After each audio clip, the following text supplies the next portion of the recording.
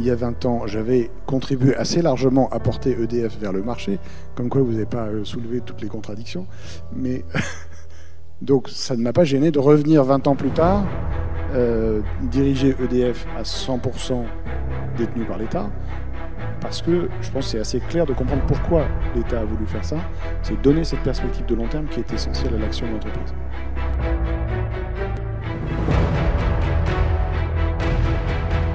Mon inquiétude, c'est de voir à quel point la diplomatie a tendance à devenir un élément de la politique de communication des États, alors que ça devrait être un outil au service de grandes ambitions, de paix, de justice, de lutte contre les grands fléaux.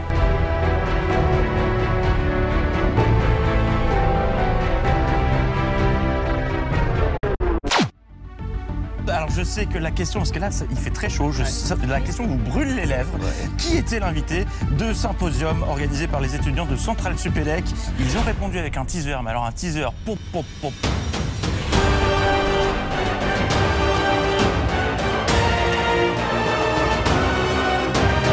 Il y a un contexte géopolitique qui a indiscutablement durci les relations entre les pays ou entre les zones, qui amène un durcissement des relations économiques, et donc ce sujet de la sécurité économique revient au premier plan. Bon, le hasard de l'histoire fait que le Covid a finalement servi d'illustration géante pour tout le monde. C'est-à-dire que cette idée de souveraineté économique ou d'autonomie stratégique qui paraissait un peu absconde, finalement quand on a vu qu'on manquait de produits essentiels, tout le monde s'est mis à comprendre ce que ça veut dire. Vous disiez la balle est au centre, puisque j'ai à la fois la grande distribution et les industriels qui sont tous adhérents du MEDEF. L'industriel a quand même une grosse part de responsabilité quand même. Ah non, je crois pas. Chacun fait son métier. C'est une négociation, c'est forcément un rapport de force entre deux intérêts contradictoires. Le point de départ, c'est les matières premières.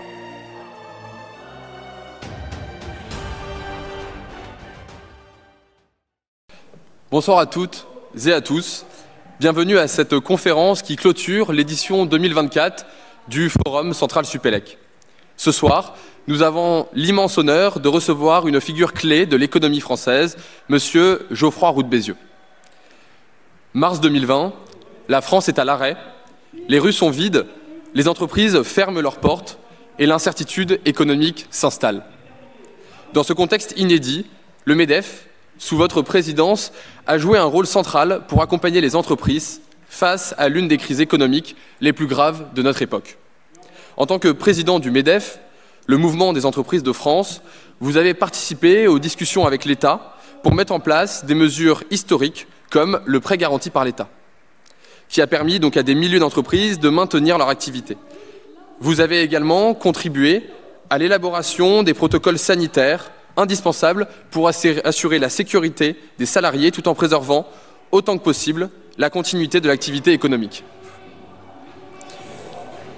On a une belle musique en même temps, c'est parfait. Ce leadership, en temps de crise, reflète une carrière exemplaire marquée par une audace entrepreneuriale et un engagement indéfectible pour la compétitivité de notre pays.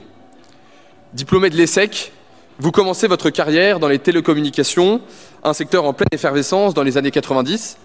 En 1996, vous cofondez The Phone House, une entreprise qui révolutionnera le marché de la téléphonie mobile en France.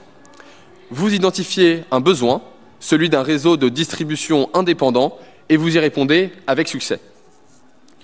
Quelques années plus tard, vous revendez The Phone House à Carphone Warehouse, une opération qui illustre non seulement votre capacité à créer de la valeur, mais aussi votre talent à anticiper les évolutions du marché. Fort de cette expérience, vous vous tournez finalement vers le financement de l'innovation en confondant en 2009 Isaïe, un fonds d'investissement dédié à soutenir les startups de la French Tech. À travers ce fonds, vous contribuez à l'émergence de nombreuses entreprises qui façonnent aujourd'hui le paysage économique français, comme Malte ou Théodo. Votre aventure entrepreneuriale prend une autre dimension en 2018, lorsque vous êtes élu président du MEDEF. Ce syndicat, qui représente plus de 200 000 entreprises, joue un rôle central dans le dialogue social et la défense des intérêts économiques.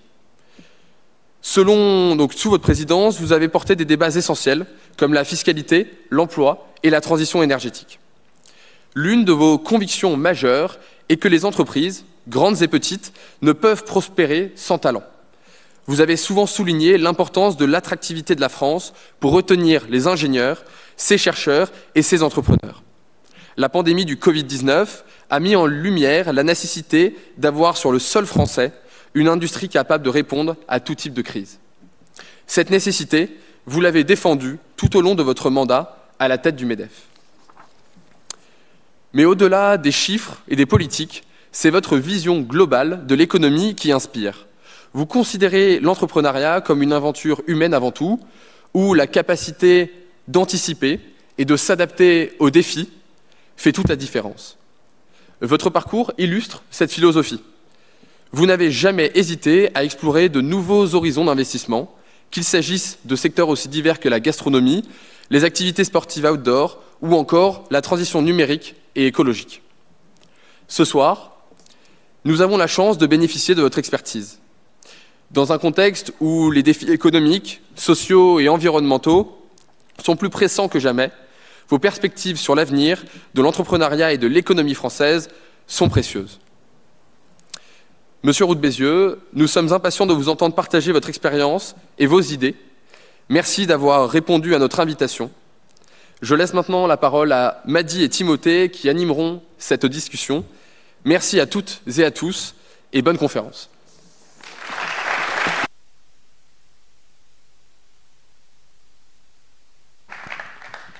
Merci Romain pour ce discours introductif.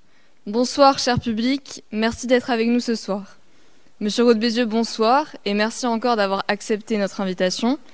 Avant de commencer notre échange, souhaitez-vous réagir en quelques mots à cette présentation de votre parcours ? Quand on entend ce genre de discours, on a l'impression qu'on assiste à son enterrement et qu'on raconte votre biographie, donc c'est pas toujours très agréable. Non, juste une chose, peut-être... Il se trouve que hier soir, j'étais dans une autre conférence où je remettais un prix à des entrepreneurs et on m'a demandé de faire une intervention sur 10 bonnes raisons d'entreprendre en France aujourd'hui.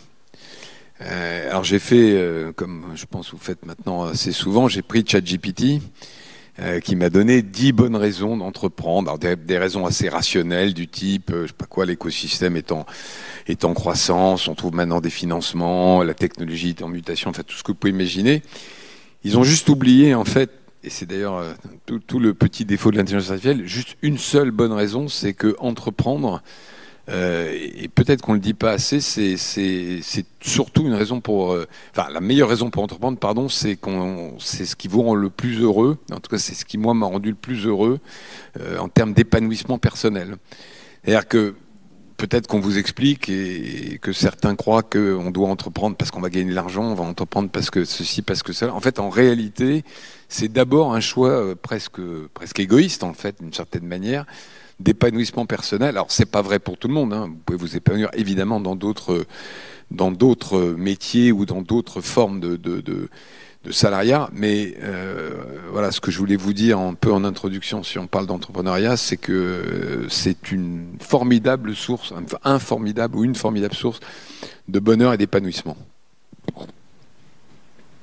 C'est parfait, nous allons justement commencer notre conférence par ce thème qui a marqué votre carrière, à savoir l'entrepreneuriat. Vous avez fait vos débuts entrepreneuriaux dans le secteur des télécommunications, puis vous avez co-créé le fonds d'investissement Isaïe spécialisé dans la tech.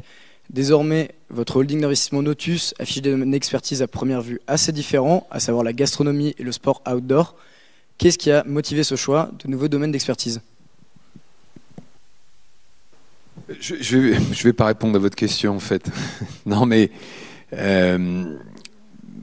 disons que si je fais un peu un flashback sur ce que j'ai pu faire professionnellement depuis 35 ans, d'abord, pourquoi j'ai entrepris ? Moi, j'ai été... alors, je vous raconte ça simplement parce que vous allez rentrer dans le marché du travail dans quelques années. Et c'est la mauvaise nouvelle, votre génération va sûrement travailler beaucoup plus longtemps que la nôtre, puisque, on en parlera peut-être, mais le système de retraite et l'allongement de l'espérance de vie fait que, malheureusement, vous allez rentrer sur le marché du travail pour très très longtemps. Moi, j'ai commencé comme salarié, comme beaucoup de gens à l'époque. On est dans les années, hélas, fin des années 80, donc comment dire, la forte émergence de la création d'entreprises d'entrepreneuriat, le financement qui va avec, le boom de la tech, etc., ça n'existait pas. Et donc j'ai passé 10 ans, vous ne l'avez pas mentionné, mais j'ai passé 10 ans comme salarié chez L'Oréal. Et assez vite, je suis parti à l'étranger, créer la filiale en Pologne, juste après la chute du mur. Et en fait, je me suis retrouvé dans une situation où, au fond, j'entreprenais, puisque je créais une filiale de distribution, mais j'entreprenais avec l'argent des autres. J'entreprenais, en l'occurrence, avec l'argent de Madame Bettencourt. Et je me suis dit, mais au fond, c'est pour ça que tu es fait, c'est ça qui te rend heureux, c'est pour ça que tu as plutôt, alors, c'est toujours très immodeste de dire ça, mais plutôt quelques capacités, mais il faut le faire pour toi. Et donc, alors, on est donc début des années 90, ça va vous paraître assez baroque pour votre génération, mais le téléphone portable n'existe pas encore, enfin, vient de démarrer. On a encore en France le Minitel et le Bebop, donc produits que vous trouvez peut-être dans des musées aujourd'hui. Et donc on est au début d'une énorme vague. Et donc je me suis dit, là il y a quelque chose à faire. J'étais pas ingénieur, j'avais pas forcément de compétences techniques, donc je me suis lancé là-dedans. Vraiment parce que je pensais qu'il y avait une énorme vague, et la chance a fait que je suis arrivé au début de cette vague. Quand j'ouvre donc j'ai commencé par une chaîne de distribution, puis après j'ai créé un opérateur. Quand je démarre, il y a, je crois, en France, donc 1,5 million de personnes qui ont un téléphone portable, un téléphone de voiture à l'époque, un gros machin, une brique, et Nokia fait 90% de part de marché, et à peine 5 ans après, il y a 10 millions de Français, et 15 ans après, tout le monde avait un téléphone portable, et c'est devenu évidemment ce que vous connaissez. Ce qui veut dire d'ailleurs au passage qu'il faut avoir de la chance. Et ça fait partie, vous savez, Napoléon disait quand il recrutait un général, est-ce qu'il a de la chance? Il y a une part de chance. Le timing, quelquefois, une bonne idée peut arriver trop tôt ou trop tard. Bon, après, donc, j'ai pas mal vendu mes entreprises, et effectivement, j'ai décidé d'être plutôt investisseur, parce qu'il y a un âge pour tout, et qu'il y a un moment où voilà, on a plutôt envie de voir la vie un peu différemment. Ça n'empêche pas de travailler beaucoup. Et puis j'avais envie de consacrer du temps à la politique, on en parlera. Et j'ai appris 2 choses. 3 choses d'abord. La première chose, c'est qu'un bon entrepreneur n'est pas toujours un bon investisseur. Pourquoi? Parce que bon entrepreneur, c'est quelqu'un qui fait. Un investisseur, c'est quelqu'un qui fait faire. Et parfois, surtout au début, quand je voyais un entrepreneur que je finançais qui ne faisait pas exactement les choses comme je les aurais faites, il y a la tentation de dire « pousse-toi là, je vais te montrer », ce qui n'est évidemment pas ça qu'il faut faire. La deuxième chose, c'est qu'il n'y a pas de bons et de mauvais projets. Enfin, si, il y a des mauvais projets, mais très souvent, quand je dis très souvent, 95% des entreprises que j'ai pu financer, elles n'ont pas respecté leur business plan. J'ai jamais vu un business plan sur PowerPoint présenté dans un pitch qui se déroule comme prévu. Très souvent, très souvent, on change de projet au milieu. Et donc quand on investit sur l'équipe, on investit sur la détermination de l'équipe, on investit sur leur talent, leur capacité à s'adapter, la confiance qui vous inspire, beaucoup plus que sur le slide ou les slides que vous avez préparés qui montrent que ça baisse mais qu'on va pas gagner plein d'argent après, etc., etc. Et puis la troisième chose, c'est qu'au fond la qualité numéro 1 d'un entrepreneur, c'est sa capacité à pas prendre non pour une réponse. Parce qu'on va vous dire non, très souvent. Vos proches vont dire ça marchera pas, votre banquier, justement pas votre banquier, mais les banquiers vont vous dire non, les investisseurs vont vous dire non. Nous on reçoit chez Isaïe, on doit recevoir 2000 dossiers par an et on en fait entre 5 et 10. Et donc il faut une force intérieure, il faut une capacité à résister, il faut avoir une envie, une détermination qui est assez particulière. Et pour répondre à votre question sur les secteurs, moi je me fie à mon intuition. Et donc j'ai investi dans des secteurs très diversifiés. Aujourd'hui, alors je parle pas d'Isaïe là, mais en direct, j'ai un tout petit morceau de Mistral. Je ne sais pas si vous voyez ce que c'est, qui est le concurrent, j'espère, européen ChatGPT, enfin d'OpenAI, et à l'autre bout, j'ai une petite boîte qui est située dans l'ouest de la France, qui s'appelle le Fondant Baulois, qui fait le meilleur fondant au chocolat du monde. Donc ça vous montre que je fais un peu le grand écart en tant qu'investisseur, mais c'est ça qui rend la vie amusante. Nous venons d'évoquer votre parcours entrepreneurial. Selon vous, l'entrepreneuriat est-il aujourd'hui rendu difficile en France par la politique économique du pays, notamment en comparaison avec d'autres États plus libéraux, tels que la Suisse ou les États-Unis par exemple?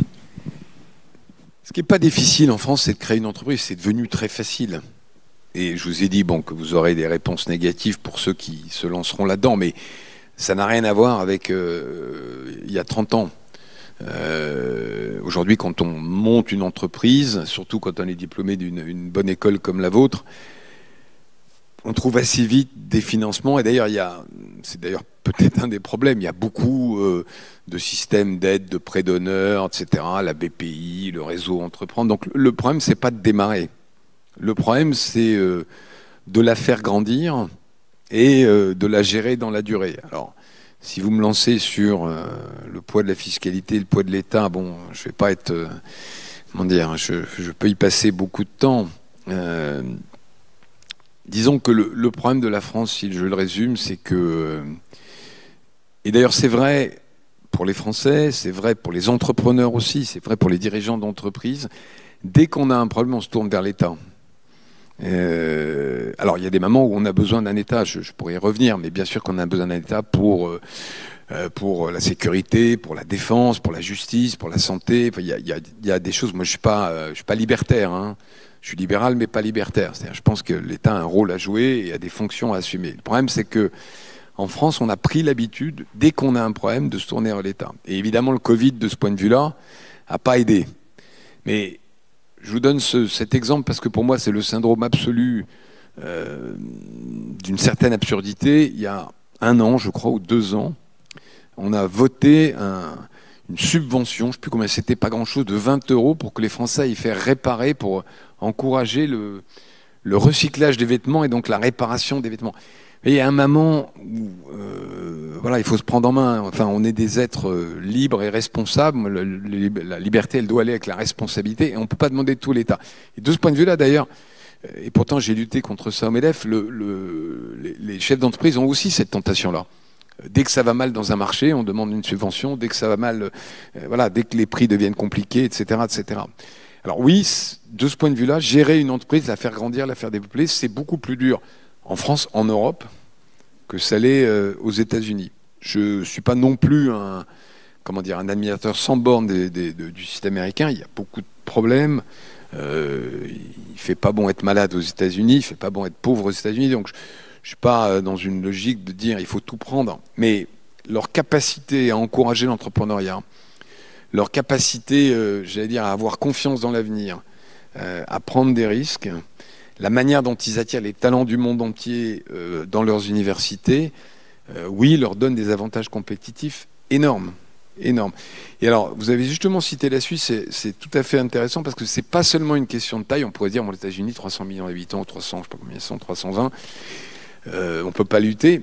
Mais la Suisse, qui a, je crois, 8 millions d'habitants, a réussi aussi, avec notamment les universités, vous connaissez certainement le PFL de nom, à faire une mini Silicon Valley en attirant les talents, en les encourageant, en les poussant. Alors, je ne suis pas décliniste ni défaitiste. La France se place plutôt bien sur l'échelle de l'entrepreneuriat. Le problème, c'est après. Où, quand vous faites grandir une entreprise, quand vous gagnez de l'argent, effectivement, il y a un poids de la fiscalité, un poids des dépenses publiques qui est un sac à dos sur le dos des entrepreneurs. Je donne juste un exemple qui est intéressant. Michelin va fermer 2 usines. Vous avez peut-être vu cette nouvelle, ça crée beaucoup d'émotions. Une usine à Cholet, une usine à Vannes. Pourquoi ils ferment ces usines? Il y a 3 raisons. La première, c'est que l'Europe s'est tirée une balle dans le pied en poussant la voiture électrique, ce qui était une bonne idée, mais finalement en ne protégeant pas son industrie, en le faisant trop vite, et au total, ce sont les constructeurs chinois qui en profitent. La deuxième, c'est le poids effectivement de la fiscalité qui rend le coût du travail plus élevé en France qu'ailleurs, et beaucoup plus élevés en France qu'en Asie ou qu'aux États-Unis. Et le troisième, c'est comment dire, une bonne intention au départ, qui s'appelle en gros le devoir de vigilance, la traçabilité. On demande à Michelin de tracer tout le caoutchouc, enfin d'où vient le caoutchouc avec lequel ils font les pneus. Et on comprend pourquoi, parce que les plantations d'EVA, ça peut être très néfaste pour l'environnement, ça peut être aussi l'endroit où il y a des conditions de travail qui sont abominables. Mais le problème qu'on a, c'est que nous, on le fait, et tous les autres dans le monde entier ne le font pas. Et ça coûte, je crois, en France, 200 millions d'euros par an à Michelin. Et encore une fois, moi, je comprends l'intention, je vois pourquoi le Parlement européen a voté ça.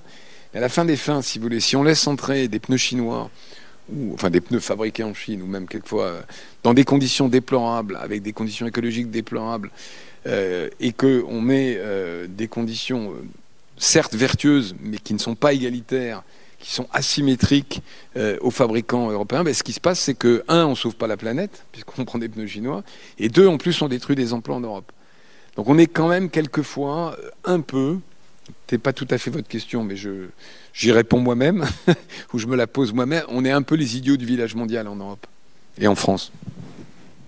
Parfait, on va pouvoir réévoquer ces sujets de taxe carbone, notamment aux frontières, un petit peu plus tard. Récemment encore, dans le cadre du projet de loi de finances, des politiques de tous bords ont proposé de nouvelles hausses d'impôts pour faire face au déficit record du pays. Vous avez qualifié ce mardi au micro de France Info ces initiatives de, et je vous cite, concours l'épine de taxes. Existe-t-il selon vous des actions concrètes permettant tout de même l'essor de l'entrepreneuriat en France? Alors, la fiscalité, il y a deux manières de la prendre. Soit vous faites de la morale, soit vous faites de l'efficacité. Je m'adresse à un public d'ingénieurs, et vous allez assez vite comprendre ce que je veux dire. C'est qu'il y a un taux optimum d'impôt qui fait que, avec ce taux, on récolte le maximum d'argent. Il y a une courbe assez connue qu'on regarde en cours d'économie, qui s'appelle la courbe de l'affaire. Alors, on va me dire qu'elle n'a jamais été démontrée scientifiquement, mais elle a été démontrée empiriquement. Je vais vous donner deux exemples après, qui dit en gros qu'au-delà d'un certain taux d'impôt, en fait, le comportement des acteurs économiques change.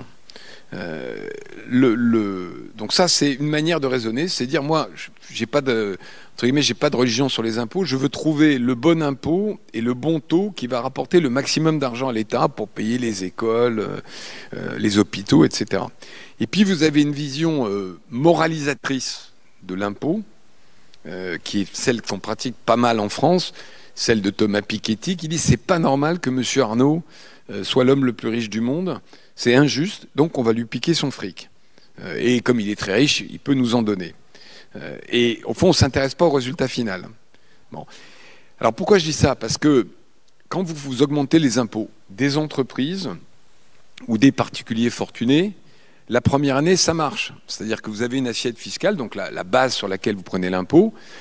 Donc vous avez aujourd'hui un impôt sur les sociétés à 25%. Donc vous dites, l'année prochaine, ça sera 33%. Et ça va me rapporter 8 milliards. C'est ce que fait le gouvernement Barnier. Et effectivement, la première année, ça rapporte probablement 8 milliards parce que les entreprises ne vont pas changer de comportement.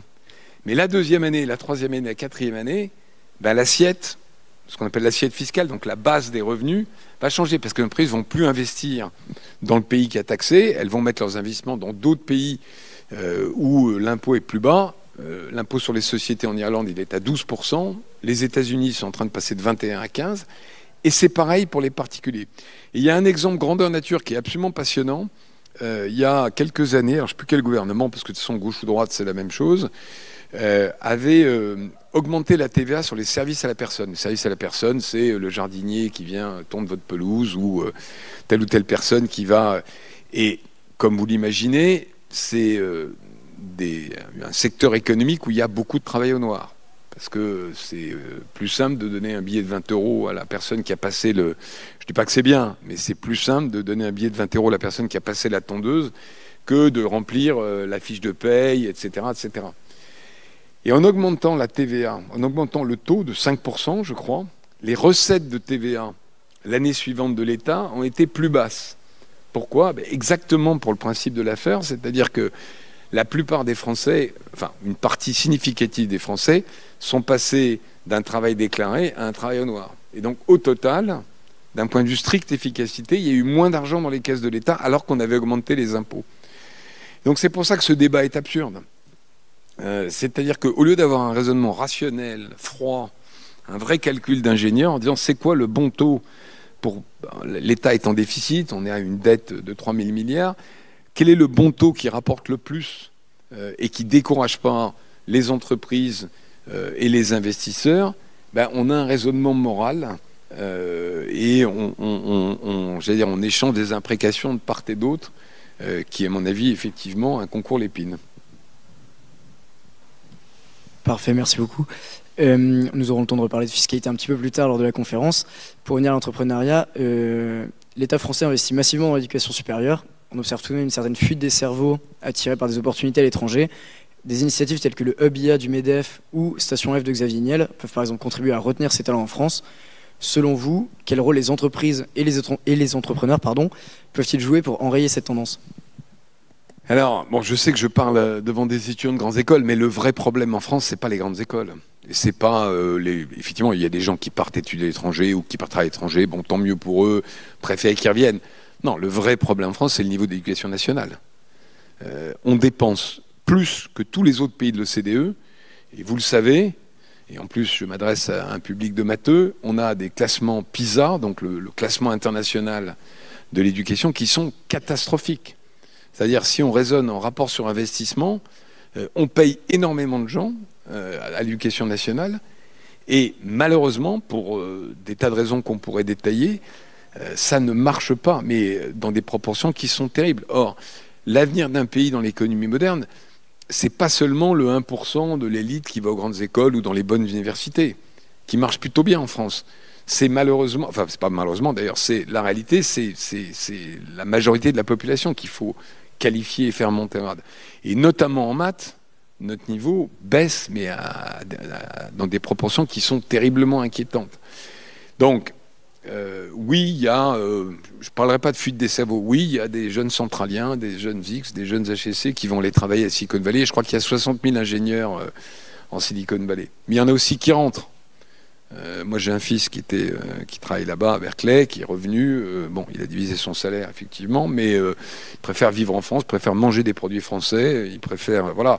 On a aussi des atouts pour attirer les gens, parce que élever des enfants en Silicon Valley, c'est pas formidable. Hein, donc, je suis moins préoccupé par ce problème, qui me paraît être un problème au fond classique, puis qui se résout dans le temps, que le fait qu'on a un niveau d'éducation globale qui est terrible. Quand même 2 chiffres. L'Allemagne dépense moins que nous en éducation. Mais sur 100 salariés d'éducation nationale allemande, il y en a 20% qui sont dans l'administration et 80% qui sont devant les élèves. Nous, en prenant en compte l'absentéisme, on est à 60% devant les élèves, 40% dans l'administration. Donc, en termes d'efficacité, en termes de capacité à transmettre un savoir, on est moins bon, quoi. Donc, s'il y en a qui veulent devenir prof, alors je reconnais que c'est pas très très bien payé, mais c'est un beau geste pour la patrie. Pas sûr que je suis de beaucoup de vocation, mais... La pandémie de Covid a mis en exergue les conséquences des délocalisations passées. Face à la difficulté concrète de relocaliser les entreprises françaises dispersées à l'international, vous défendez une localisation des nouvelles entreprises créées en France sur notre territoire. Cette solution est-elle suffisante pour répondre aux défis de souveraineté et d'indépendance ? Alors d'abord, peut-être un mot sur ce qui s'est passé dans les 30 dernières années. C'est-à-dire que, je ne vais pas être trop long, mais je vais faire comme un petit rappel historique. Début des années 90, Bill Clinton prend la décision de faire rentrer la Chine dans l'OMC, l'Organisation mondiale du commerce. Ce qui veut dire, à terme, baisser les tarifs douaniers et faire en sorte que les biens et les marchandises circulent le plus librement possible dans la planète. Le symbole de ça, c'est la création du conteneur, le conteneur qu'on met sur les bateaux. Et on a transformé la Chine en 30 ans en atelier du monde. Il y avait derrière quand même une philosophie qui à l'époque était très largement partagée et qui s'est révélée complètement fausse. C'était l'idée que démocratie et, disons, économie de marché allaient de pair. Autrement dit, le raisonnement des États-Unis à l'époque, enfin de Clinton, c'était pas juste Clinton, hein, d'ailleurs, de l'ensemble de l'Occident, c'était de dire les Chinois, c'est un peuple qui grandit, qui est démographiquement très importante, qui a un système qui n'est pas le nôtre, qui n'a pas les mêmes systèmes de valeurs, pas démocratique.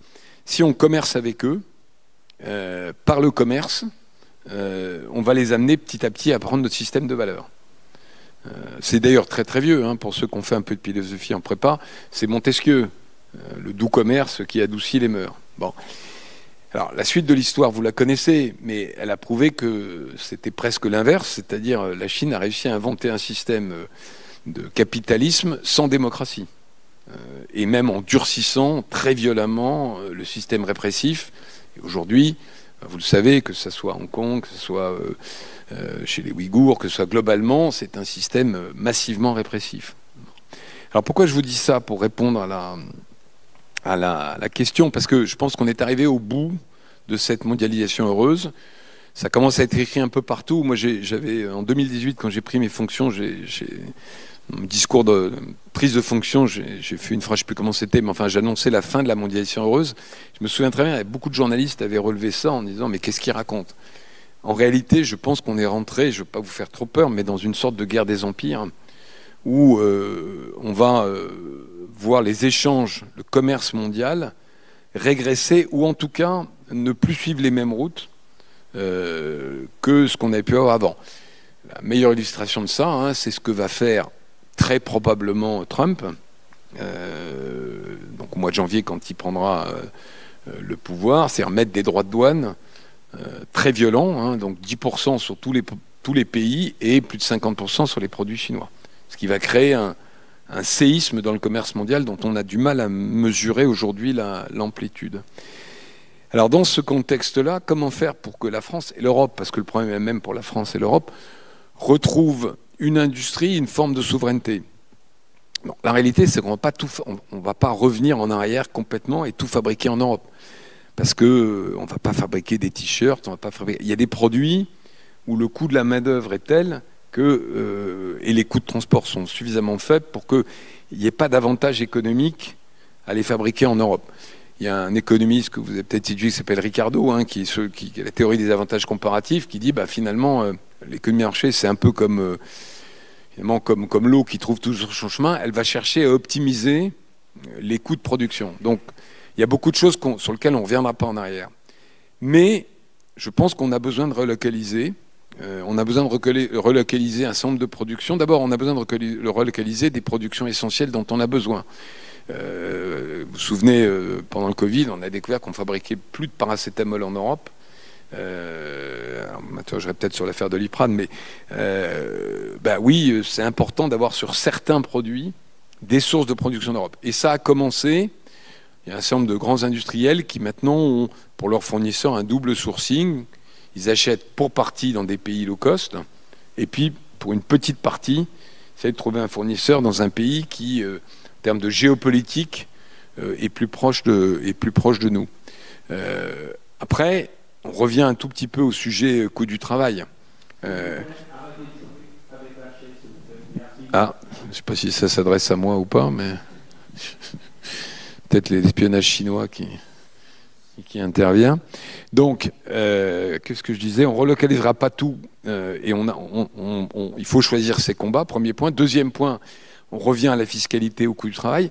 Et alors malheureusement, il y a un troisième élément qui est rentré dans le jeu et qui est nouveau, c'est le coût de l'énergie. Alors en fonction du type d'industrie dont vous parlez, le poids de l'énergie varie. Mais par exemple, si vous prenez l'industrie chimique, je ne sais pas si certains d'entre vous envisagent d'y travailler, c'est 30%, enfin ça dépend des produits qu'on fait, mais c'est 30% du prix de revient, c'est le coût de l'énergie. Or, comme vous le savez, l'Europe est devenue, enfin, à cause de Mme Merkel, était devenue très dépendante au gaz russe. Il y a, et heureusement, plus de gaz russe. Donc, on a un prix de l'énergie aujourd'hui qui est 2 fois plus élevé en Europe qu'aux États-Unis. Les États-Unis qui sont devenus un pays pétrolier, hein, on ne l'a pas complètement bien perçu, mais grâce malheureusement au gaz de schiste et au pétrole de schiste. Aujourd'hui, les États-Unis exportent du pétrole, exportent de l'énergie. Donc ils ont une énergie pas chère auquel nous, on n'a pas accès. Et donc on est finalement doublement concurrencé. On est concurrencé par des pays où la main-d'œuvre, elle est moins chère que nous, mais quand même pas bon marché, qui sont les États-Unis.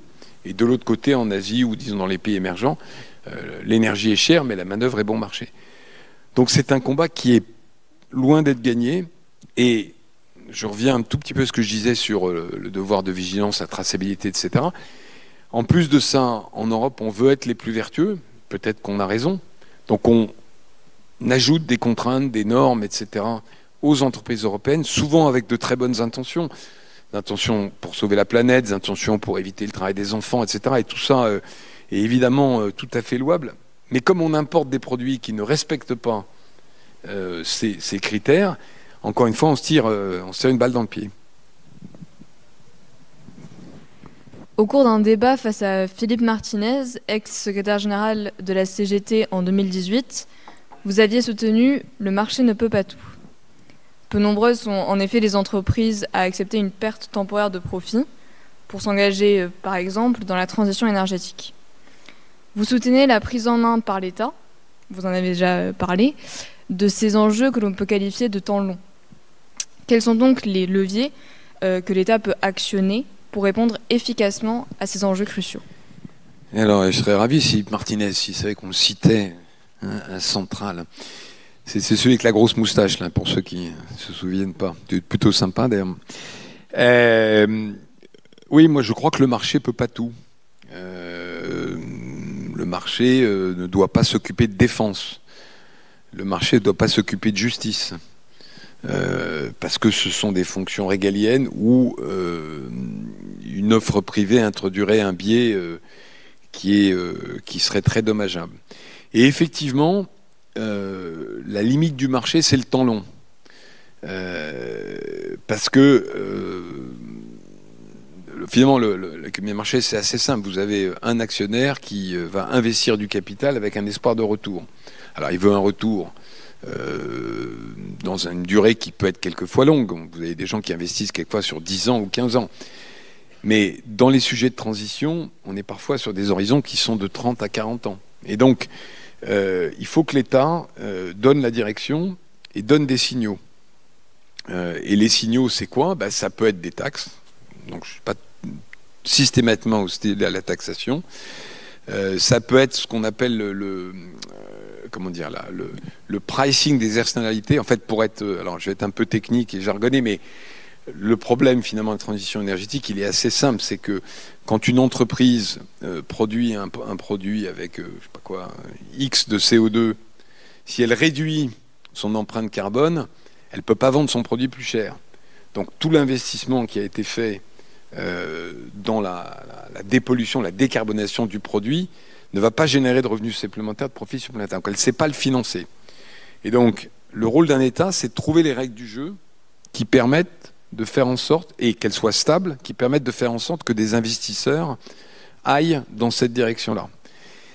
Et c'est là où on revient un peu aux règles du jeu. L'Europe est en train de le faire. Donc l'Europe a, vous savez, le Green Deal, etc., enfin, pour éventuellement rentrer dans les détails, donc essaye de fixer des règles du jeu de long terme pour que les entreprises s'engagent dans la transition. Et elles le font plus tôt.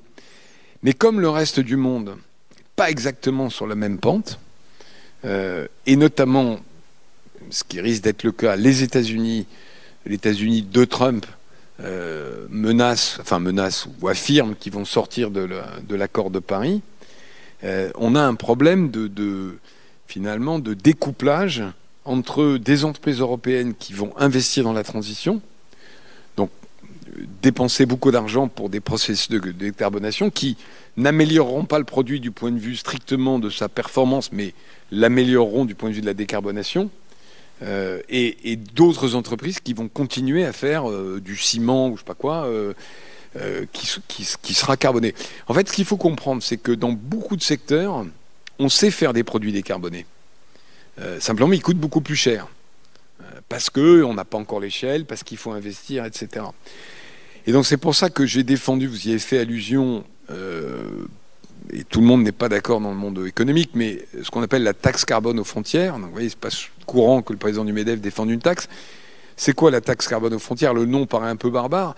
C'est de dire simplement, à la frontière de l'Europe, donc on va donner une ambition de décarbonation. On dit par exemple aux cimentiers européens, en 2030, vous ayez fait moins 40, moins 55 sur vos émissions de carbone. Donc, à quantité de ciment, à tonnes de ciment équivalent, il faut que chaque tonne de ciment émette 55% de moins de CO2. Bon, très bien, ça va coûter cher et on ne va pas pouvoir complètement refléter ça dans les prix, mais on va quand même augmenter nos prix, dit le cimentier européen. Et à côté de ça, vous avez un cimentier hors Europe, je sais pas quoi, un cimentier. Alors, le ciment, ça voyage pas très très bien, donc c'est plutôt un cimentier avant ukrainien, maintenant turc, donc c'est aux confins de l'Europe, qui lui n'a pas cette contrainte et va continuer à vendre du ciment beaucoup moins cher.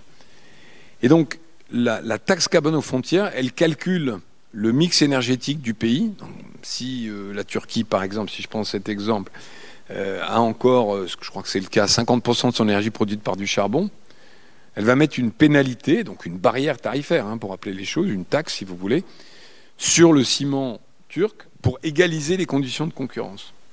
Et alors, c'est là où il y a un débat dans le monde économique, mais moi je prétends que le vrai libéralisme, c'est pas la concurrence à tout prix, c'est la juste concurrence. Et la juste concurrence, si on veut sauver la planète, c'est de mettre tout le monde à égalité. Donc soit vous décarbonez votre ciment si vous avez la possibilité de le faire, soit si vous ne voulez pas le faire, à ce moment-là, on vous taxe pour que, face à un constructeur européen qui veut acheter du ciment, les conditions de concurrence soient les mêmes. Et évidemment, cet exemple du ciment, il vaut pour beaucoup d'autres marchandises, même si c'est plus compliqué à faire sur des biens manufacturés.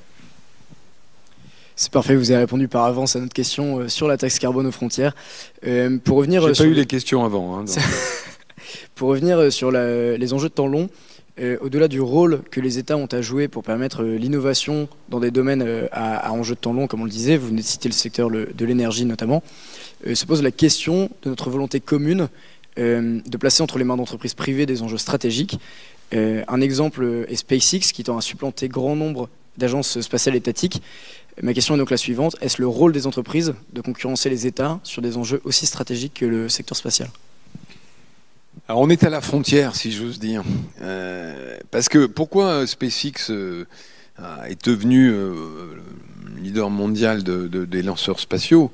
C'est parce qu'ils ont été beaucoup plus vite, ils ont été beaucoup plus malins, beaucoup plus entrepreneurial, beaucoup plus innovants que le reste des concurrents, américains d'abord et européens. Nous, on lance des fusées à Kourou depuis que le général de Gaulle a installé la base, donc dans les années 60. Sauf que c'est une agence spatiale européenne avec des fonctionnaires européens, avec la bureaucratie, la lenteur de décision, les blocages qui existent. Et donc, à côté de nous, on avait un gars complètement dingo, certes, mais prenant tous les risques, avec une détermination sans égale. Je ne suis pas particulièrement fan d'Elon Musk à titre de la personne, mais il a un talent entrepreneurial invraisemblable. Donc on est dans une situation où effectivement le marché a été bien meilleur, bien plus efficace que disons les États, quels qu'ils soient, puisqu'il a été plus vite que les Chinois, plus vite que les Russes. Enfin, la compétition sur le spatial, elle est mondiale. La question que vous posez, c'est que est-ce que le spatial doit être un domaine réservé aux États parce qu'il y a un enjeu finalement de défense, il y a un enjeu de compétition entre États? Écoutez, la réponse n'est pas facile, pour être honnête. Je ne suis pas sûr qu'on puisse répondre par oui ou par non. En tout cas, il est probable, et d'ailleurs je pense que ça arrivera, alors peut-être pas dans les 4 prochaines années, semble-t-il, mais que même aux États-Unis, il faut réguler un certain nombre d'acteurs privés, ne serait-ce que parce qu'ils se construisent un monopole. C'est le cas aussi des moteurs de recherche, c'est le cas d'un certain nombre de géants de la tech américaine qui, ayant acquis une position de monopole, exercent un pouvoir qui va au-delà de leur pouvoir économique. Vous avez posé cette question sur le spatial parce qu'évidemment c'est super emblématique, voilà.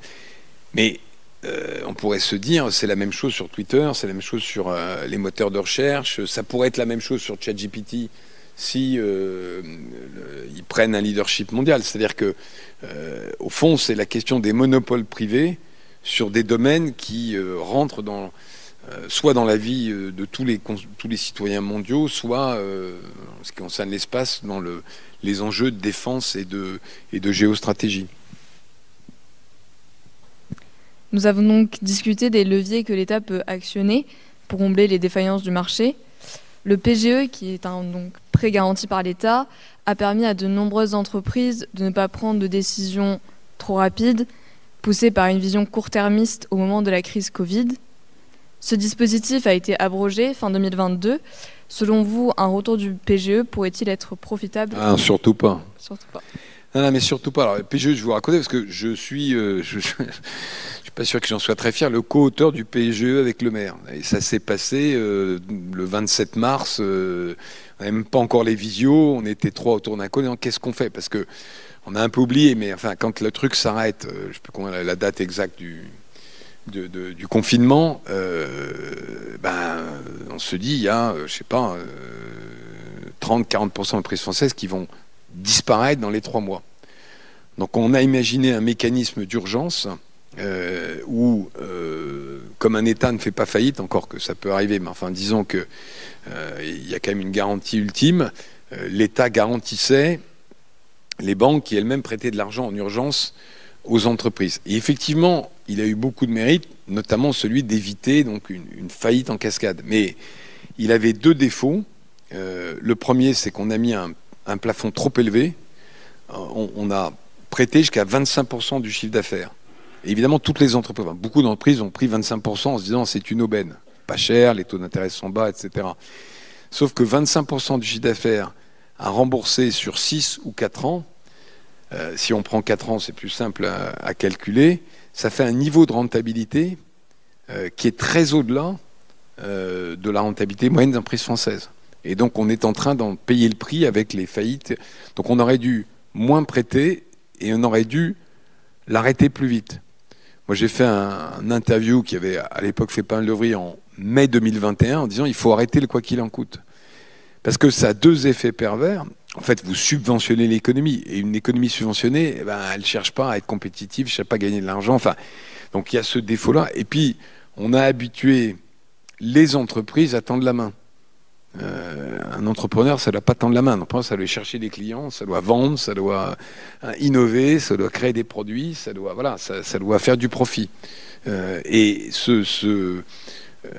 le principe était bon, mais on a été au-delà de ce qu'on a dû faire. Le résultat, donc la réponse à votre question, c'est surtout pas.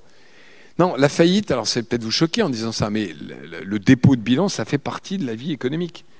Ça veut dire que c'est comme si on faisait, alors ça existe aux États-Unis, mais comme on faisait le championnat de France de foot et que personne ne descendait jamais en Ligue 2. Oui, de temps en temps, c'est la concurrence.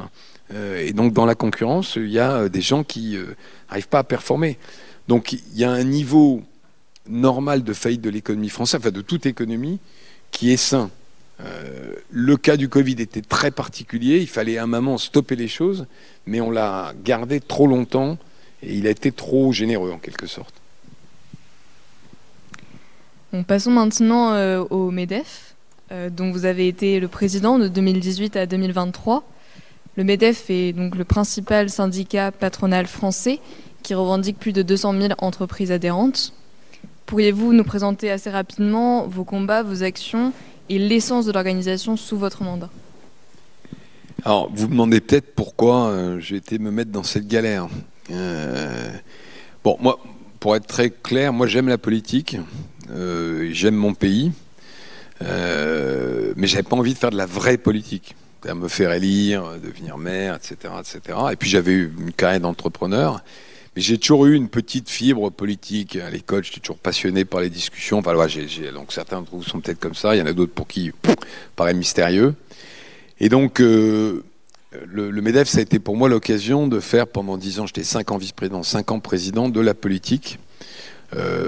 Pour être honnête, en n'ayant pas tous les emmerdes qui vont avec la politique, notamment au niveau de ma vie privée, de mon patrimoine, etc. Je suis moins exposé que peut l'être un ministre.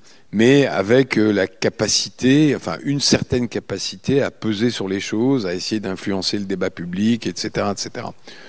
Le MEDEF, en gros, donc c'est effectivement un syndicat patronal qui regroupe, vous l'avez dit, 200 000 entreprises.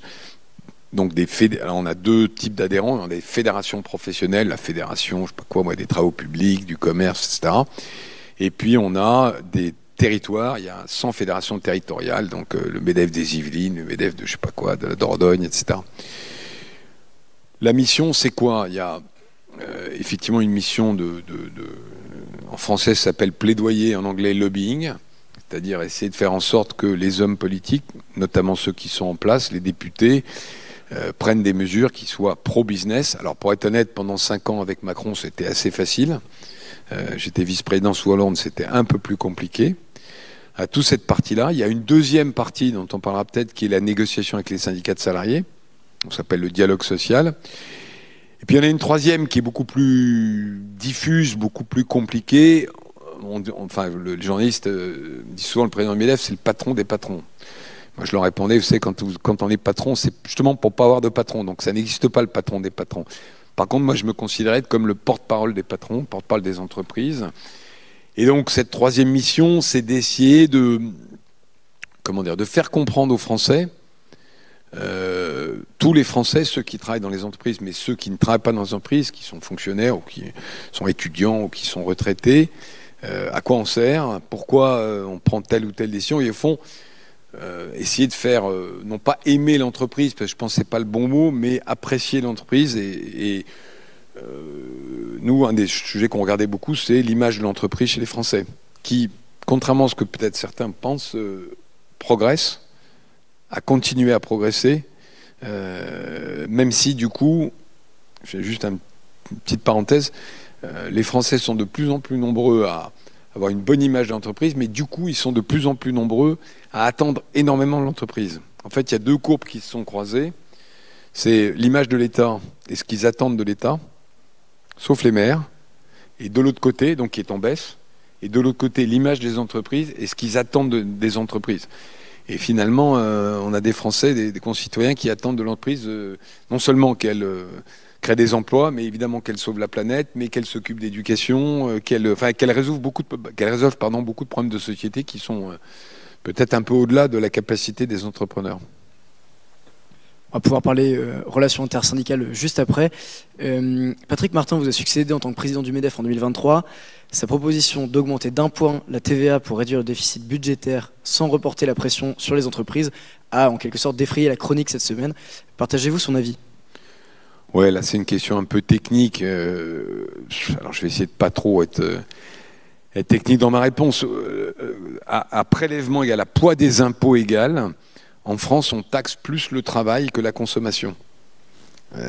Or, la TVA c'est un impôt qui certes, pèse sur la consommation, mais il pèse aussi sur les importations.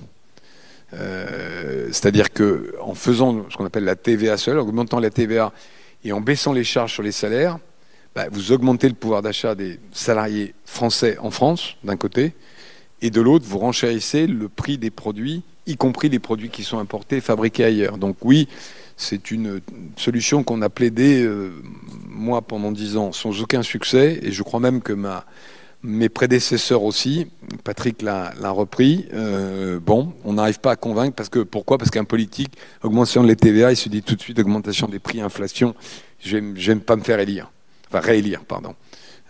Et pourtant, ils ont tort. Pour revenir aux relations intersyndicales, le MEDEF fait office en France de presque unique, syndicat patronal de premier plan, par opposition côté salarié à la CFDT, la CGT et Force ouvrière, qui mobilisent chacun des centaines de milliers d'adhérents.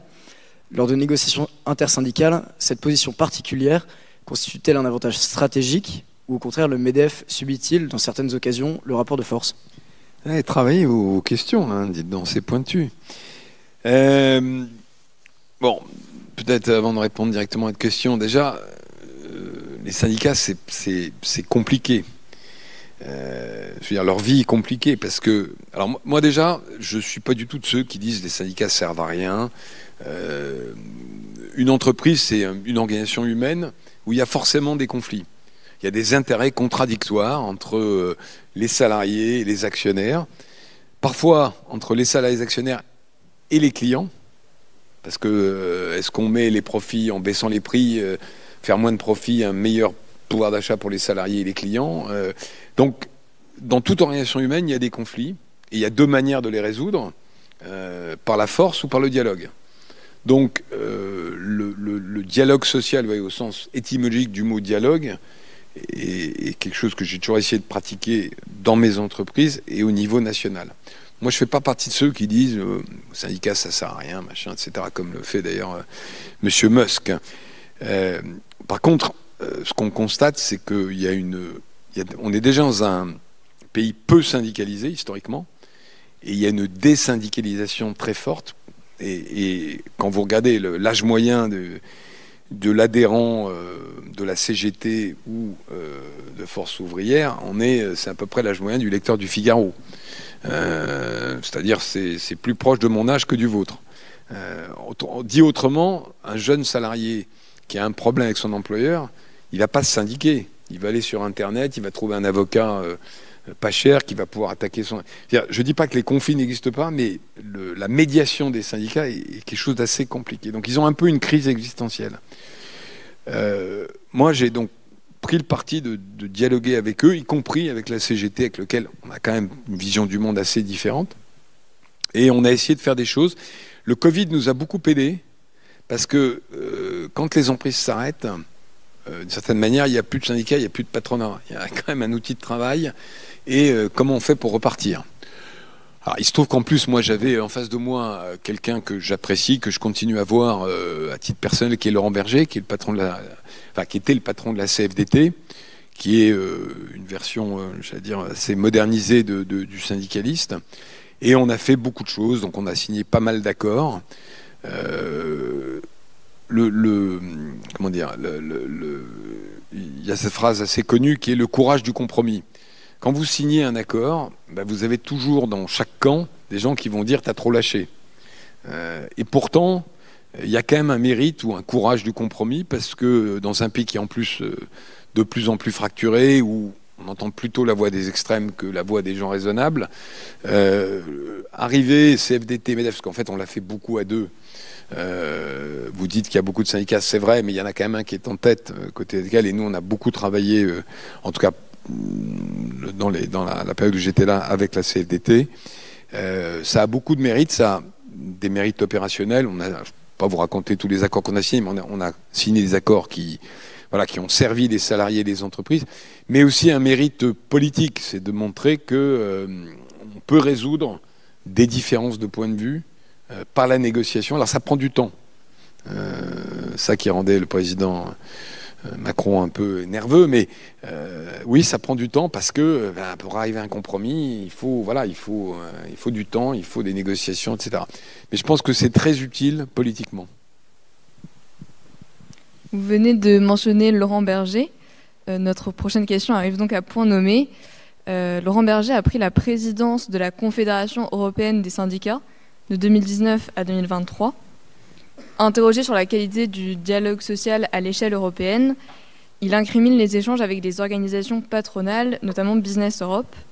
Je le cite, « Business Europe ressemble davantage à une organisation de lobbying que syndicale ». Que lui répondriez-vous ? Oui, bon, c'est un micro-sujet. C'est que Business Europe n'a pas de mandat pour négocier le social avec les syndicats. Parce que le social, enfin les droits sociaux, je sais pas quoi, le contrat de travail, enfin tout ça, les prud'hommes, tout ce que vous voulez, c'est pays par pays. Donc c'est juste une absence de législation sociale. Le social est traité par pays. Donc effectivement, Business Europe ne fait que du plaidoyer, que du lobbying. Donc il n'a pas tort. Elles sont vachement pointues, vos questions. Hein. Vous savez qu'on avait parlé de l'état du monde, là, il va rentrer dans des sujets... Pour rester par rapport au syndicalisme au niveau européen, selon vous, un syndicalisme patronal européen fort serait-il en mesure de faire émerger un bloc économique suffisamment puissant pour que le modèle européen concurrence les modèles opposés que représentent la Chine et les États-Unis ? Mais ça ne se traite pas là, c'est politique. La guerre des empires, elle est politique. C'est pas un Business Europe fort qui servirait à quelque chose. Enfin, là, du coup, je vais un peu dévier la question. Je ne sais pas si vous vous le ressentez, vous êtes peut-être un peu loin du monde du travail aujourd'hui, mais l'élection de Trump remet quand même en question le devenir de l'Europe. Trump, il vous dit quoi? Enfin, il nous dit quoi? Il nous dit, vous les Européens, vous allez vous transformer en musée ou en Disneyland géant, ou comment dire, en réceptacle de tous les produits chinois.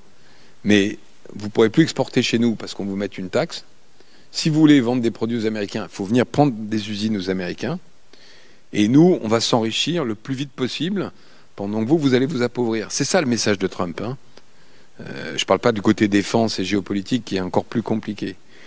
Donc, moi j'attends un sursaut de l'Europe, mais ce n'est pas le syndicalisme patronal qui va pouvoir le faire. Et le problème qu'on a en Europe pour aller vite à la réponse, c'est que vous avez des intérêts fortement contradictoires entre les petits pays et les grands pays. Quand vous êtes la Slovénie ou la Slovaquie, enfin quand vous êtes un pays de quelques millions d'habitants, en fait, vous n'avez pas vocation à être souverain, vous n'avez pas vocation à aller vous battre contre les Américains. Ce que vous faites, c'est que vous signez le plus de traités possible pour avoir le maximum d'investissement chez vous. Donc s'il y a un Chinois qui vient vous voir et qui vous dit « je vais mettre une usine automobile », eh ben, vous êtes le cheval de Troie de l'industrie automobile chinoise en Europe. Si les Américains, c'est ce qu'il va faire Trump, il va mettre des barrières à tout le monde et puis après il va signer des exceptions. Et donc vous pouvez être sûr que se précipiteront à Washington pour signer des traités de libre-échange ou des clauses de nation la plus favorisée des tas de pays européens.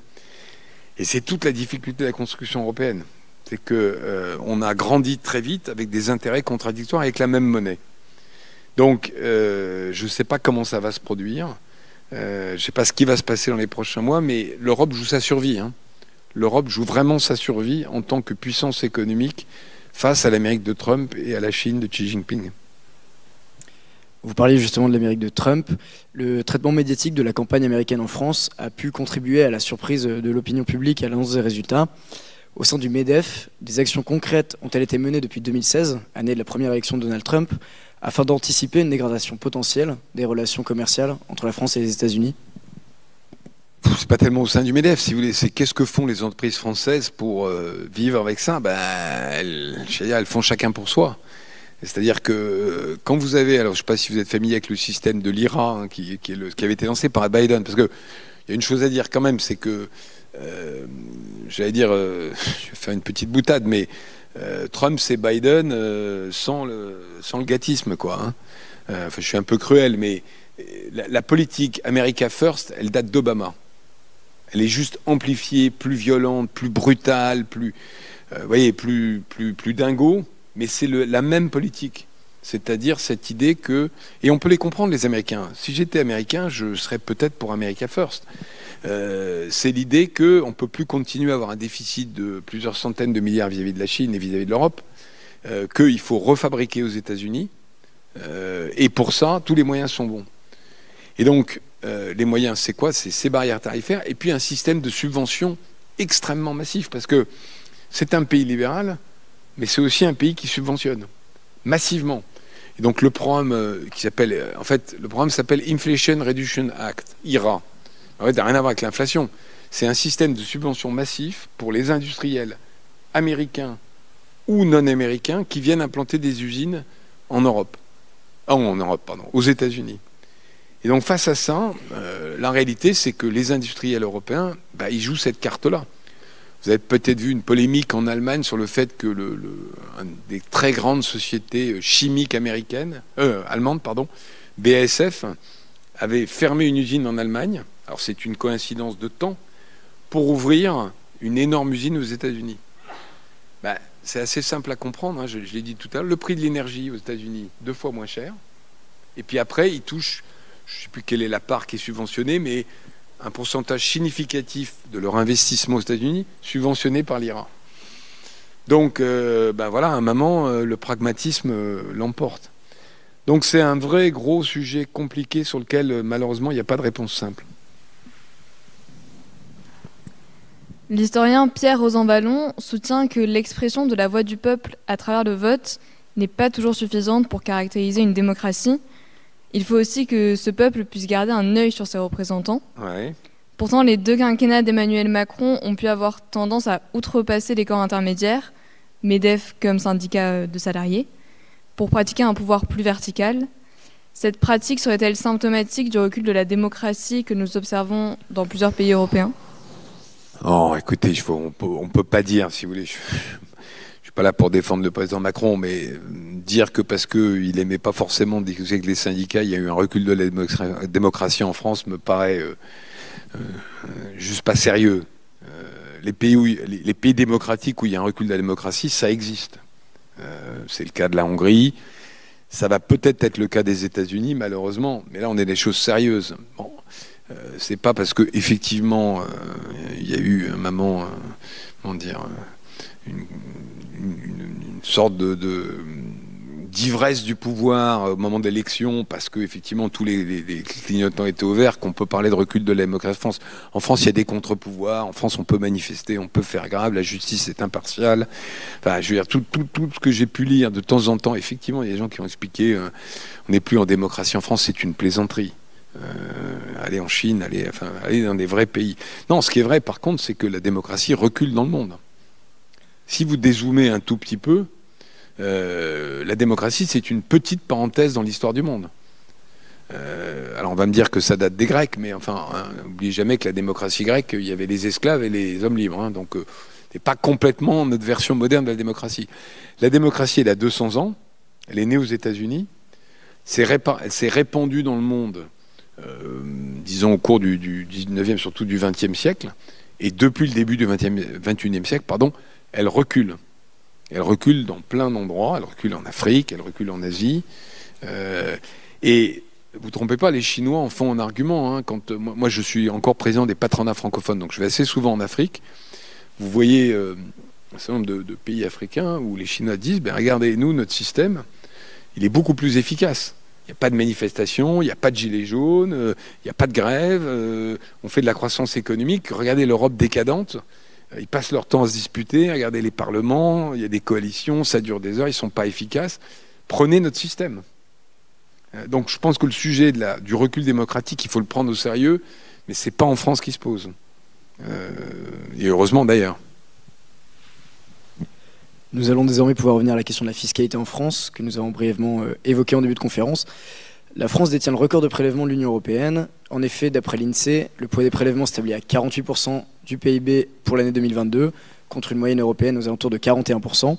Quel rôle peut jouer le MEDEF pour permettre de garder la compétitivité des entreprises françaises sur un marché européen ouvert? Si vous étiez un peu taquin, vous allez dire mais qu'est-ce que vous avez foutu pendant 10 ans? Parce qu'effectivement, on était, avant que je prenne mon mandat, et on l'est toujours, on est le pays qui prélève le plus d'impôts, je crois, à égalité avec le Danemark. D'une certaine manière, j'ai répondu à la question au début, c'est-à-dire que la question, c'est pas la valeur absolue, hein, c'est pas le taux de l'impôt qui compte au fond, c'est son efficacité, et c'est ce qu'on fait avec les dépenses publiques. Dans l'absolu, le poids de l'État, moi j'ai pas une vision, je dis pas il faut que ça soit les dépenses de publiques, ça soit je sais pas quoi 38% à tout prix ou 45% à tout prix. C'est avec quelle efficacité? Si on avait le meilleur système de santé du monde, si on avait le meilleur système éducatif du monde, si on avait une armée qui soit capable de repousser l'offensive russe en Ukraine, si on avait un taux de criminalité très bas, une justice qui ne met pas 5 ans à instruire les procès, au fond, c'est comme un client. Moi, je suis prêt à payer des impôts. J'en paye déjà pas mal, mais je serais prêt à en payer si j'avais les Américains diraient good value for money. Si j'avais une efficacité de la dépense publique. Le problème en France, c'est qu'on a à la fois un taux très élevé de prélèvement et un taux de dépense publique très élevé qui est lié, mais qui produit une efficacité très relative. Les Américains sont un modèle très différent. Comme vous le savez, aux États-Unis, quand vous voulez vous faire soigner, si vous n'avez pas d'argent, c'est la carte de crédit et ça passe pas. Donc eux, ils ont une dépense publique très faible et ils ont un service qui est pas bon. Mais au moins, j'allais dire, ils ne payent pas pour un service, inexistant, si vous voulez. Donc le sujet, je pense qu'il y a un niveau de dépenses publiques et de prélèvement qui rend les choses inefficaces. Mais c'est pas seulement le pourcentage, c'est l'efficacité de la dépense publique. Je me permets de citer un chiffre que vous avez coutume de mentionner. En moyenne, une entreprise adhérente au MEDEF est constituée de 47 employés. Ces PME se retrouvent souvent dans leur secteur d'activité en concurrence avec d'autres entreprises et parfois des entreprises telles que les GAFAM qui profitent de taux d'imposition excessivement bas. Comment soutenir efficacement les entreprises représentées par le MEDEF face à l'injustice que leur inspirent parfois ces géants? Oui, c'est pas vraiment les PME qui sont en concurrence avec les GAFAM. C'est plutôt France Télécom, c'est plutôt des entreprises du numérique européennes qui sont effectivement en concurrence avec des gens qui ont des taux d'impôt asymétriques. Alors moi, je pense avoir déjà répondu à cette question, c'est-à-dire c'est l'asymétrie fiscale en Europe qui pose problème. Je vous ai dit, le taux d'imposition en Irlande, c'est 12%. C'est pour ça que Google, le siège européen, est à Dublin. Donc effectivement, France Télécom, eux, payent 25, bientôt 33. Ils sont plus ou moins sur les mêmes marchés, mais pas avec les mêmes règles. Et c'est là toute la faiblesse de l'Europe, qui n'a pas su unifier son taux de fiscalité. Nous, on ne demande pas, enfin nous, quand j'étais au MEDEF, on ne demande pas un taux d'imposition à 12%. C'est absurde, il faut financer les écoles, etc. Mais on demande qu'il n'y ait pas de dumping fiscal en Europe. Et il y a un dumping fiscal. Alors les Irlandais vont vous répondre, bah oui, mais nous, en Irlande, on est un petit pays, on a du mal, il faut qu'on trouve des armes dont l'arme fiscale est une arme. Oui, mais à ce moment-là, vous ne pouvez pas avoir le beurre et l'argent du beurre, c'est-à-dire qu'on vous défende vis-à-vis du Brexit, qu'on ait tous les traités européens qui vous avantagent, que vous ayez toutes les aides européennes qui vous ont permis de faire des plans d'infrastructures et pas respecter les règles. Et quand je dis l'Irlande, il y en a d'autres. Il y a d'autres pays qui sont en dumping fiscal. Donc le vrai sujet, c'est l'harmonisation fiscale en Europe. Vous êtes ici ce soir face à un public d'électrocentraliens. Comment, selon vous, les ingénieurs que nous allons devenir peuvent participer à relever les défis économiques, sociaux et environnementaux futurs? Écoutez, je vais commencer par le défi environnemental, parce que je pense que la solution est dans la salle. Je vous l'ai un peu dit tout à l'heure, pratiquement tous les secteurs de l'économie aujourd'hui ont la capacité à décarboner. Technique, je veux dire, la technologie existe. Elle est juste pas encore adoptée partout, pour des raisons de coût, pour des raisons de productivité. Enfin, mais on sait faire. On sait faire dans les labos de recherche, quoi. Et face à ça, vous avez deux solutions. Vous avez la solution de celui qui s'attache sur les grilles ou qui jette de la peinture sur les tableaux. Bon, celle-là, elle peut-être soulage la conscience des uns et des autres, mais elle ne produit pas beaucoup de résultats. Et puis vous avez la solution d'aller rejoindre des entreprises, y compris des entreprises polluantes. Je vais faire un peu de provocation, mais je pense que la meilleure façon de changer la planète, enfin de contribuer au changement climatique aujourd'hui, c'est d'aller bosser chez Total. Je vais même faire un peu plus de provocation, c'est d'être comme les trotskistes au Parti socialiste dans les années 80, c'est de faire de l'entrisme chez Total. Parce que toutes ces sociétés, je dis Total, mais il y en a plein d'autres, enfin que toutes les entreprises ont une contribution au CO2, plus ou moins forte en fonction du secteur, mais même quand vous êtes, je sais pas quoi, moi, commerçant, machin, enfin forcément.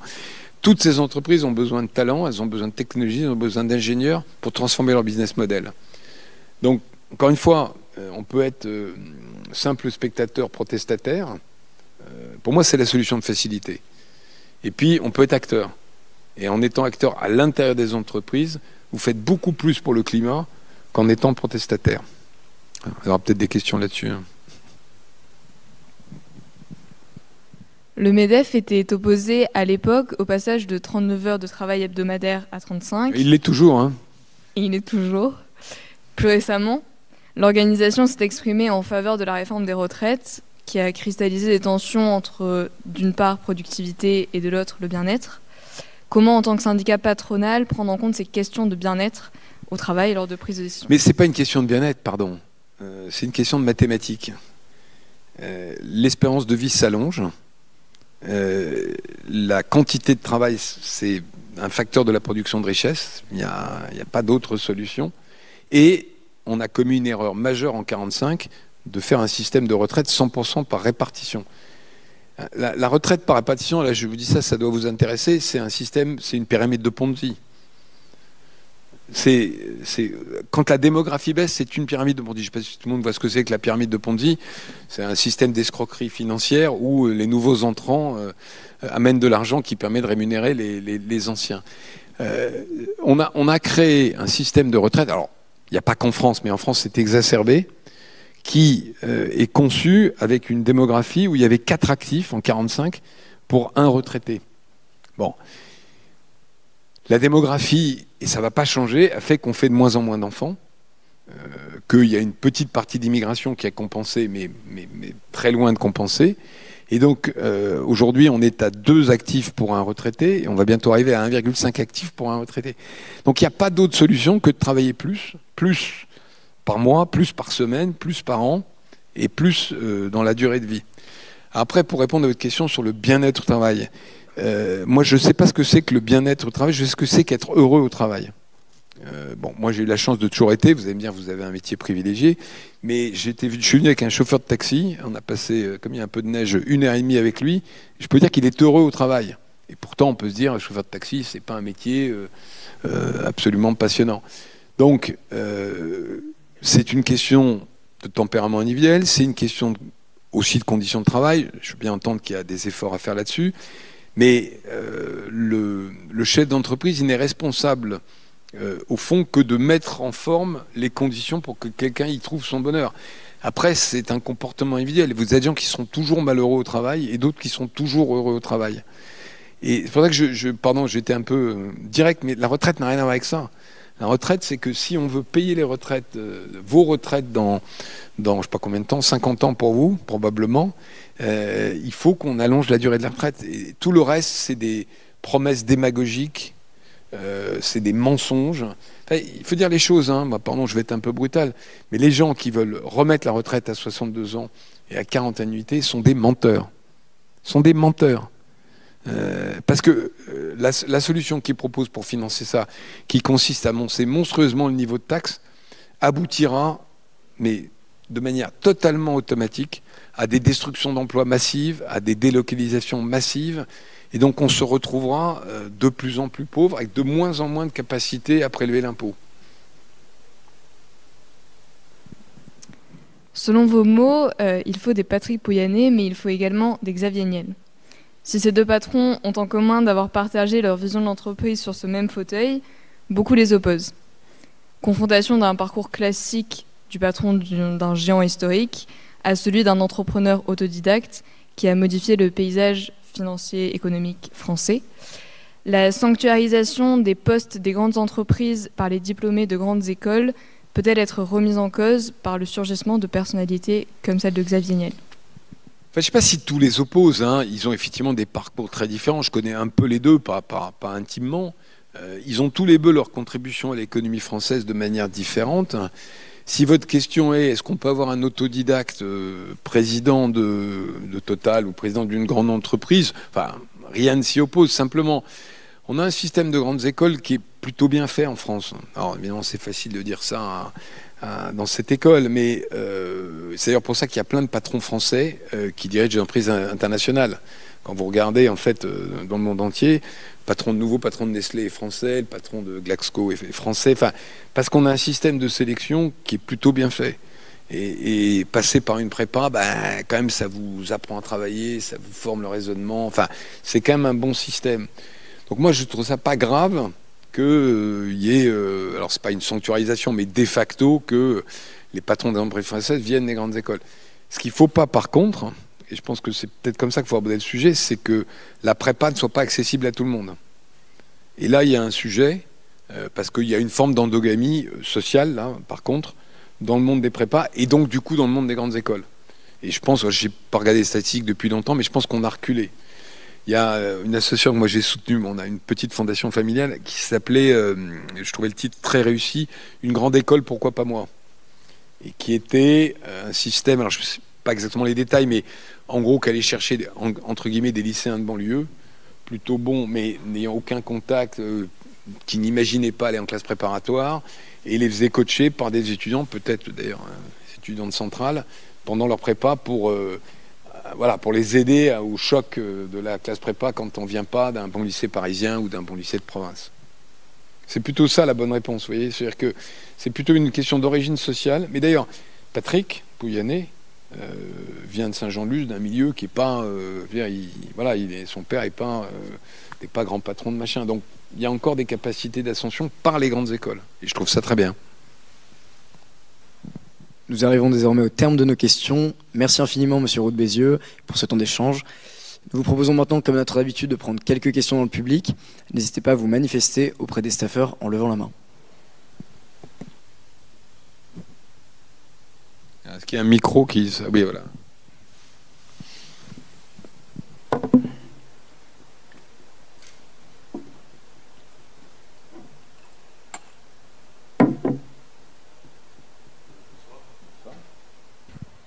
Bonsoir. Voilà. Vous déploriez l'efficacité de nos administrations. Est-ce que vous pensez que le statut de fonctionnaire constitue un frein à cette efficacité aujourd'hui? C'est une question assez compliquée. Je ne pense pas qu'on puisse y répondre par oui ou par non. Ce qui est sûr, c'est que moi, je ne suis pas de ceux qui disent je ne peux pas, les fonctionnaires sont tous des feignants ou ils sont tous cons, machin. Le système ne marche pas. Mais si le système ne marche pas, ce n'est pas forcément la faute des individus. Alors, dans le statut de fonctionnaire, il y a deux choses. Il y a l'emploi à vie, qui probablement, ou en tout cas l'emploi de longue durée, qui probablement est une bonne chose pour un certain nombre de professions, type militaire, type juge, des professions régaliennes. Quand on rentre dans d'autres types d'administration, le fait qu'il y ait l'emploi à vie et qu'on ne puisse pas sanctionner les mauvais, et récompenser les bons, pose problème.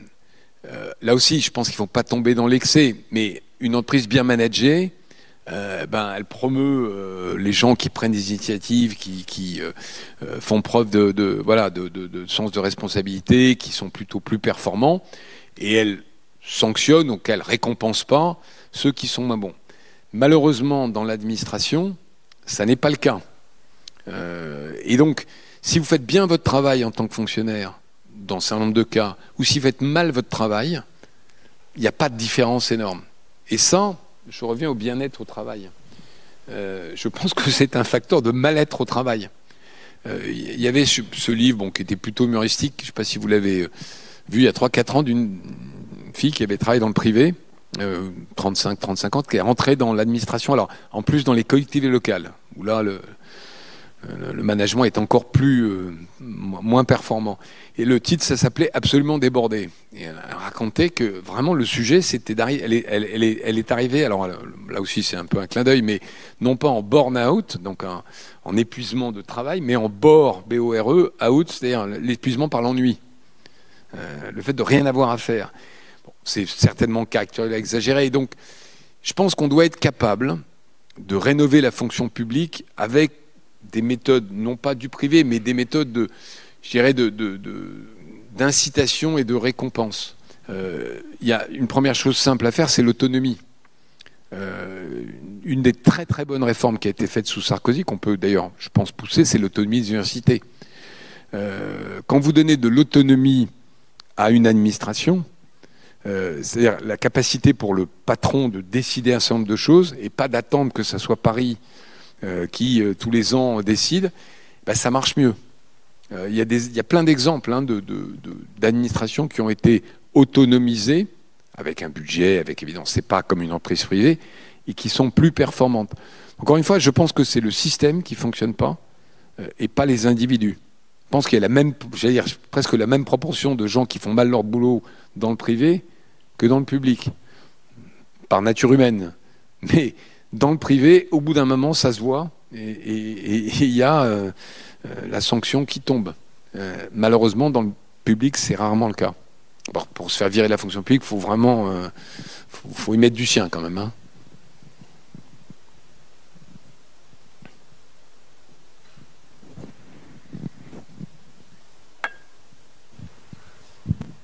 Bonjour monsieur, merci pour votre intervention.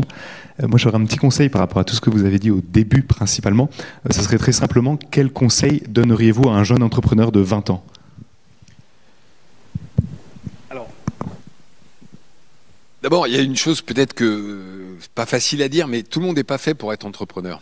Et c'est pas, pas grave. Il y a des gens, on a parlé de Patrick Pouyanné, des gens qui sont probablement beaucoup le sujet pour une carrière de grand groupe. Il y a des gens qui sont faits pour être chercheurs, donc on peut pour être plutôt consultant indépendant. Donc, je veux pas, dire il y a l'élite qui va être entrepreneur et le reste, non, c'est pas comme ça que ça marche. Et c'est pas facile à savoir si on est fait pour être entrepreneur. Évidemment, la meilleure façon, c'est de le tester. Mais c'est le deuxième point, l'échec fait partie de l'entrepreneuriat. et c'est pas grave d'avoir un échec, c'est d'abord une expérience intéressante. Et là, de ce point de vue-là, la France a fait beaucoup de progrès parce que moi, quand j'ai démarré, donc j'avais 30 ans ou 32 ans, monter une boîte et planter, c'était l'horreur, quoi. Vous étiez blacklisté, machin. C'est heureusement plus le cas, c'est presque l'inverse. C'est-à-dire recruter dans une entreprise quelqu'un qui a tenté de monter une boîte est plutôt vu comme un signe, vous voyez, d'inventivité, de création, de capacité à prendre des risques. Donc c'est presque un point positif. En tout cas, ce n'est plus un point négatif. Bon, après, je l'ai un peu dit, il faut pas prendre non pour une réponse. Parce que ça va vous arriver. Ça vous est peut-être déjà arrivé, je vois que vous secouez la tête, je ne sais pas à quel moment de votre projet, si vous avez un projet, vous êtes, mais oui, c'est toujours plus facile de dire ça n'a pas marché. Pour ça, d'ailleurs, je fais une petite parenthèse qu'il y a très peu d'innovations de rupture qui naissent dans les entreprises. Pourquoi ? Parce que il y a autant d'idées, au fond, quand vous êtes salarié, vous avez aussi des idées. Sauf que le système de validation, alors vous avez le N+1, le N+2, le comité Théodule, le truc, le bidule, il y a toujours un gars qui va lever la main, un gars, une fille d'ailleurs, qui va dire non, ça n'a pas marché.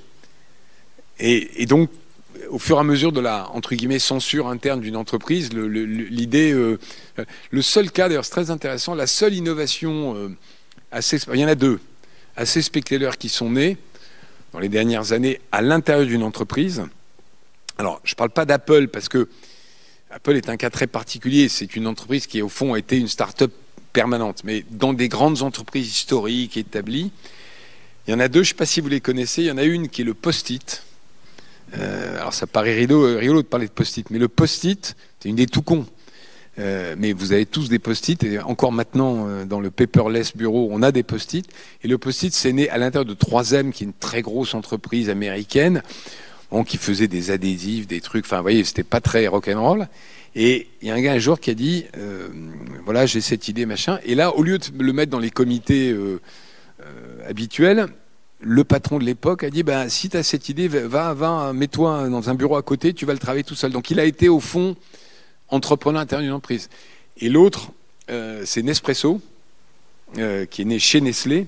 Donc là aussi, un mastodonte. Et c'est un peu la même histoire. Je connais moins les détails, mais ils ont créé un peu un truc à part pour que, j'allais dire, presque la pesanteur bureaucratique qui existe aussi dans les entreprises, enfin dans les grandes entreprises, il y a aussi une administration, il y a aussi de l'inertie, il y a aussi, enfin bon, ça existe de la même manière, moins fort, ne pèse pas sur ces développements. Donc vous aurez des noms. Puis je vais terminer par un petit proverbe, je vais le dire en anglais parce que ça sonne mieux. Donc c'est très vieux, c'est mon père qui a fait ses études à Harvard m'a raconté ça. C'était un cours d'Harvard des années 50. C'est turnover is vanity, profit is sanity and cash is wisdom. Je ne sais pas si j'ai besoin de traduire, mais à la fin des fins, quand vous montez une boîte, il faut regarder le cash. C'est quand même la seule raison, enfin le seul paramètre de survie d'une entreprise.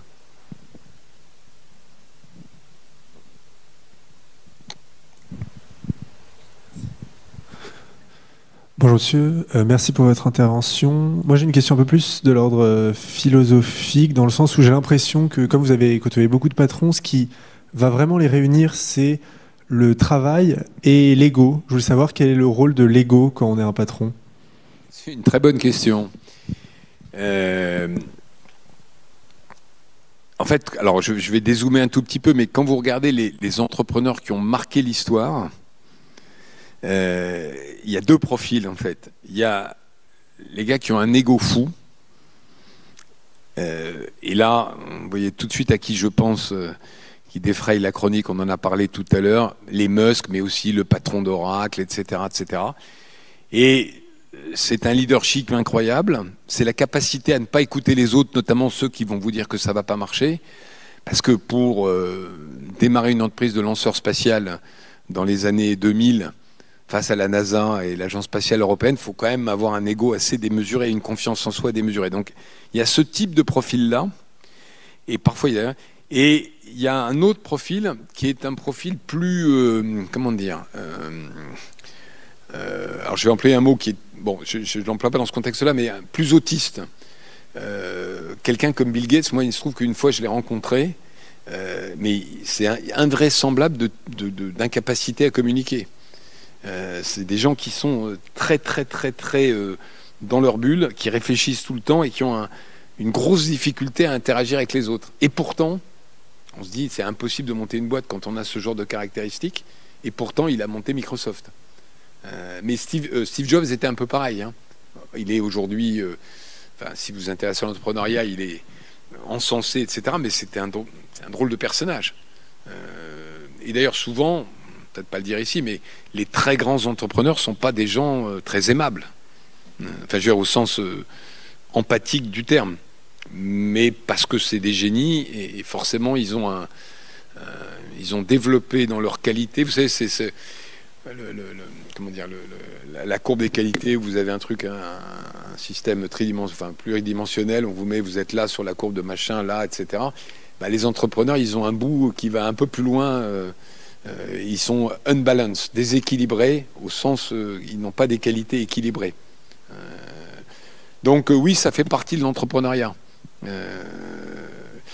Si vous êtes lecteur de Schumpeter, donc qui est le grand théoricien économique de l'entrepreneuriat, il explique l'entrepreneur disruptif. Alors je ne parle pas de quelqu'un qui monte une affaire, ce qui est tout à fait respectable, mais vous voyez, je sais pas quoi, un restaurant, etc. Mais les Steve Jobs, les Xavier Niel, etc., c'est des gens qui ont une capacité à penser différemment des autres. Parce que s'ils faisaient la même chose que les autres, ils n'y arriveraient pas.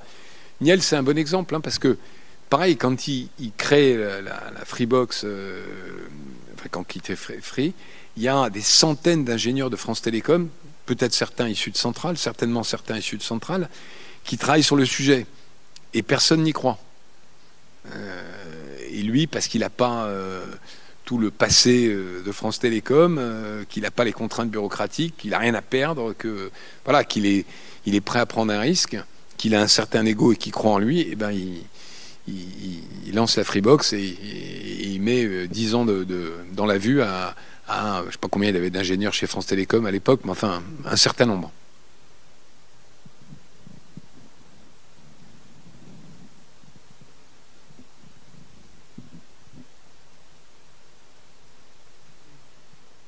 Ils sont très sages, les ingénieurs de Centrale. Hein.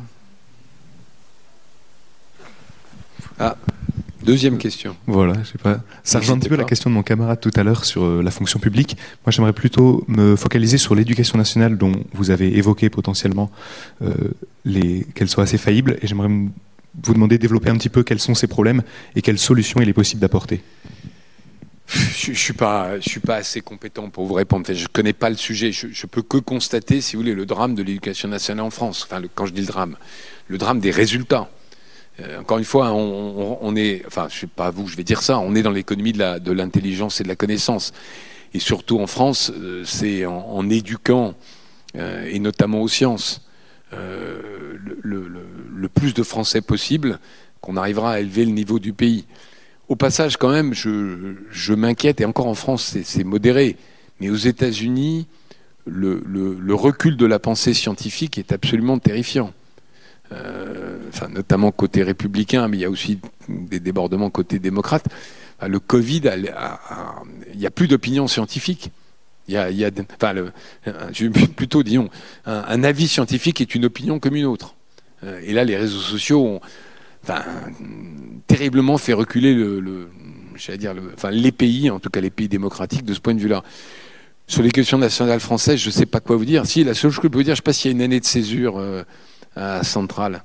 Allez passer 6 mois dans un lycée de banlieue, donner un coup de main à des profs, ça serait une très belle... ça serait vraiment une expérience intéressante et très utile pour le pays. Non, je pense qu'il faut mieux payer les profs, il faut qu'on en ait moins, il faut qu'il y ait un taux d'absentéisme qui soit... On a un taux d'absentéisme qui est faramineux.